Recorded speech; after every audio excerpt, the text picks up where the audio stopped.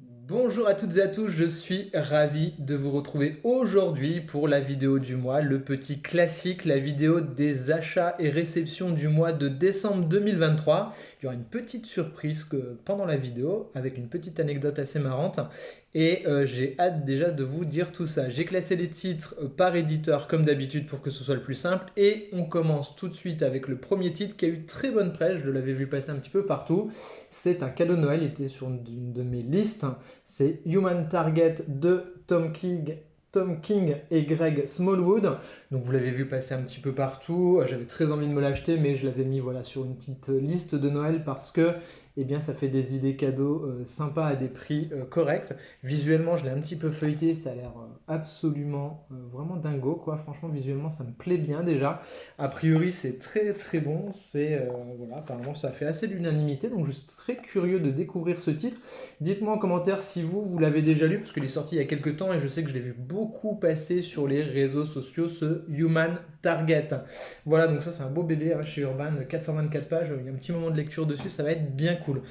On continue chez Urban Comics avec un autre titre, vous l'avez vu passer, il me semble aussi un petit peu partout, c'était Do a Powerbomb de Daniel Warren Johnson, un truc sur le catch, un truc qui a l'air bien fun, bien série B comme j'aime, avec des dessins un petit peu gras, pareil, ça fait longtemps que je voulais vous en parler, mais pareil, je l'avais mis sur une liste de Noël, je m'étais dit, voilà, ça fait un titre à pas trop cher non plus, c'est cool. Et donc voilà, j'ai hâte de l'attaquer. Je pense d'ailleurs le lire peu après cette vidéo d'ailleurs parce que il me fait trop envie. La couverture elle déchire trop. Visuellement ça a l'air cool. Et il y a pas mal de copains et de copines d'Insta qui m'ont dit que c'était vraiment très bon et que j'allais me régaler. Donc j'ai vraiment hâte de lire ce titre. Pareil, dites-moi en commentaire si vous l'avez lu ou pas. Autre titre, on continue chez Urban Comics, c'est Batman et Joker Deadly Duo. Alors ça, pareil, il a eu bonne presse, a priori c'est une très bonne vente. J'ai pas lu des tonnes de Batman au courant de l'année, donc je me suis dit pareil, ça peut faire une bonne idée cadeau à un prix tout à fait correct. La couverture, elle est ma foi assez sympathique, même si elle est assez classique. C'est Marc Silvestri.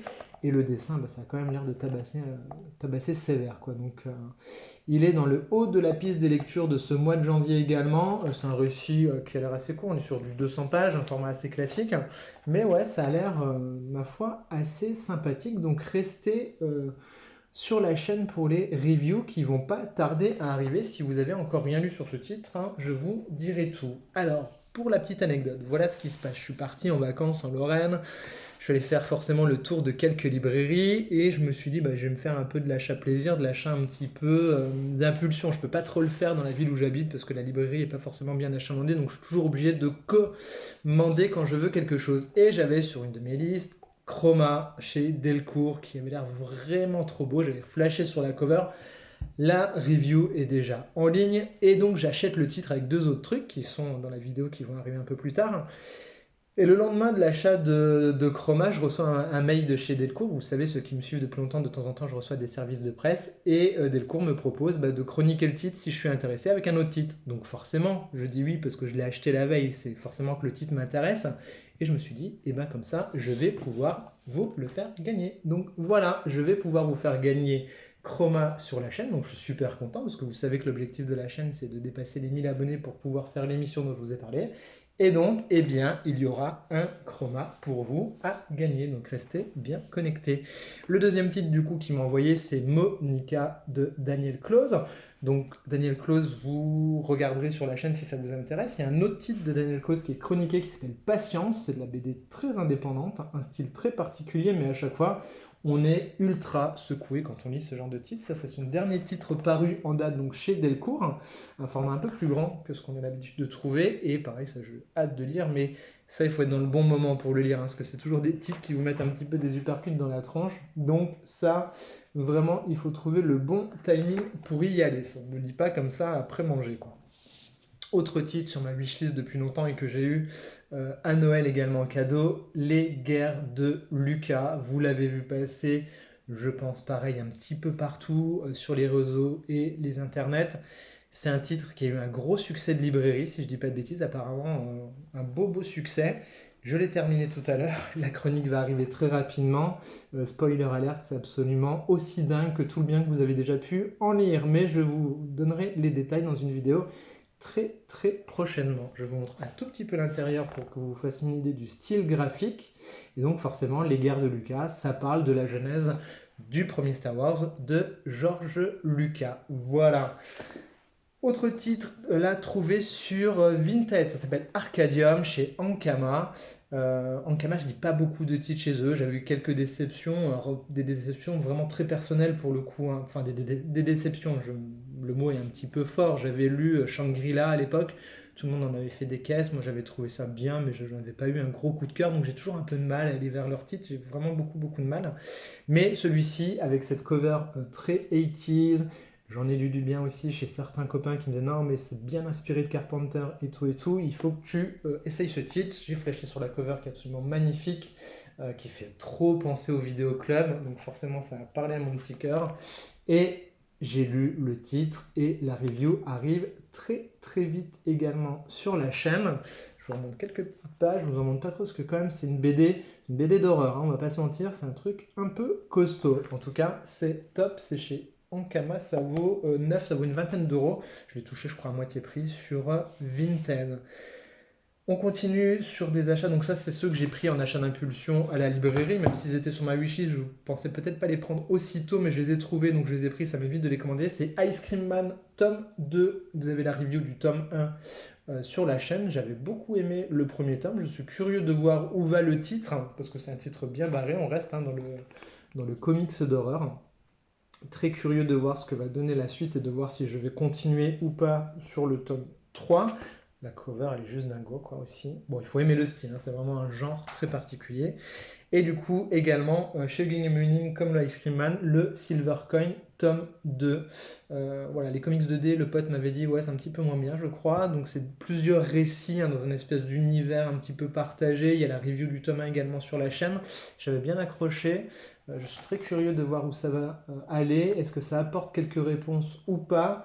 On est chez Egun et Munning comme l'Ice Cream Man et on est sur du 18 euros. Voilà le titre. Donc c'est un peu maintenant le prix, vous savez, pour ce genre de format.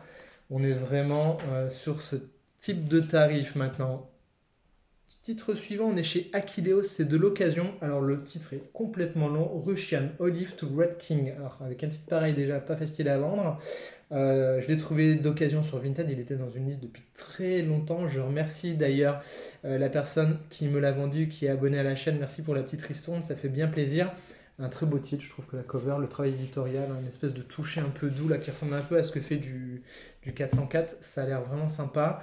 Là aussi on a l'air d'être sur du comics quand même indépendant, assez pointu, mais je suis très curieux de découvrir ce titre, même si pareil, un petit peu à l'instar du titre de Daniel Close, je vais y aller quand je suis en forme, parce que ça a l'air quand même assez intelligent, où il faut quand même avoir les neurones qui sont bien connectés, quoi. Ça se lit pas comme un Batman un petit peu popcorn, on a l'air d'être sur un récit un petit peu plus pointu, et ça avait été recommandé également par Nicolas Beaujouan sur son Twitter, donc voilà, normalement Nicolas il a quand même des goûts assez pointus et assez sûrs. Dernier titre, il reste quelques petites choses que je vais vous montrer après, c'est le Wolverine Sneak, donc c'est voilà, du croisé manga comics, une relecture, c'était à petit prix.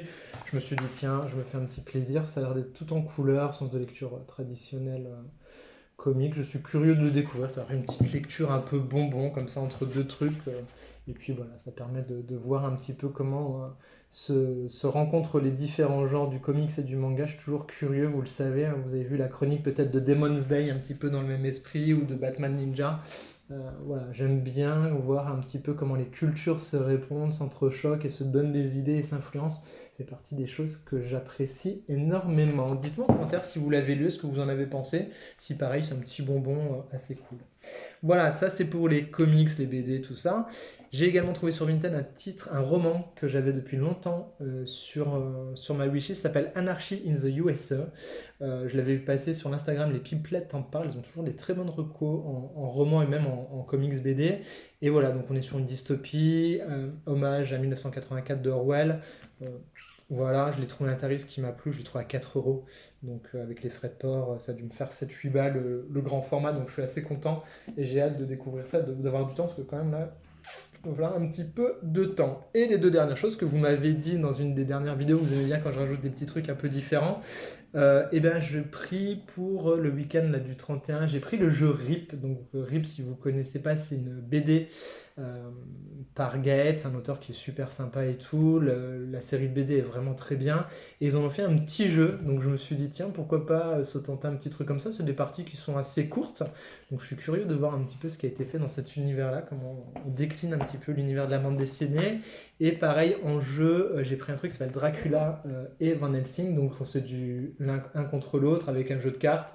Et puis on doit s'affronter qui gagne, Van Helsing ou Dracula. Ça a l'air un peu cool, je me dis, pour faire passer le week-end dans un bon petit moment comme ça a l'air assez sympathique. Je vous dirai en retour si jamais ça vous intéresse dans les commentaires. Je vous dirai si ça vaut le coup ou pas. Ces petits jeux, c'était pas très cher. Donc voilà, je me suis fait plaisir comme ça pour ce week-end du 31. Voilà, je vous sors la vidéo justement le 31. J'espère que ça vous fera plaisir d'avoir une petite vidéo à vous mettre sous la dent pour ceux qui ne fêtent pas. Et puis pour les autres, si vous la regardez après les fêtes, et moi en tout cas je vous souhaite tout le meilleur pour cette nouvelle année 2024. Plein de projets ensemble comme vous l'avez vu. Merci pour tout votre soutien et tout ce que vous m'avez apporté pendant cette année 2023. Ça m'a beaucoup touché. Vous avez eu des retours absolument vraiment, vraiment très touchants et qui m'ont poussé à lire plus, davantage et à être beaucoup plus régulier que par le passé sur la chaîne YouTube. Et je prends énormément de plaisir à proposer ce contenu sur YouTube grâce à vous. Donc merci pour tout ça. Je vous souhaite vraiment le meilleur. Bêtement la santé, parce qu'une fois qu'on a la santé, finalement on a tout. Et puis un petit peu de fric, si jamais ça tombe, ça fait toujours du bien pour s'acheter des BD et des comics. Je vous dis à très vite pour de prochaines reviews. Prenez soin de vous. Bye bye.